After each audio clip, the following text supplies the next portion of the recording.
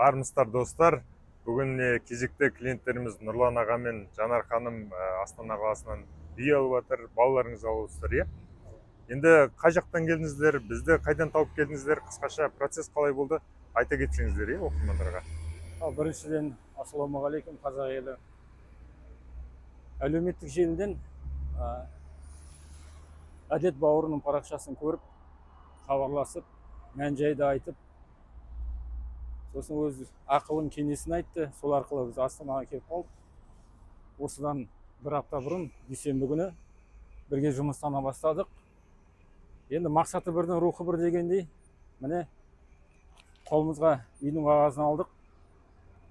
Енді айтарым, енді әдет бауырыма жұмысын жемісін көре берсін.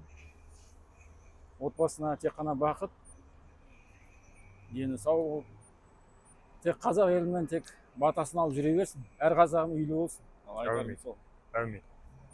Үйлеріңіз құтты болсын. Рахмет. Керемет бір жақсы ремонтмен жақсы үйді алдық деп ойлаймын. Жақсы. Құтты болсын, берекелі болсын үйлеріңіз.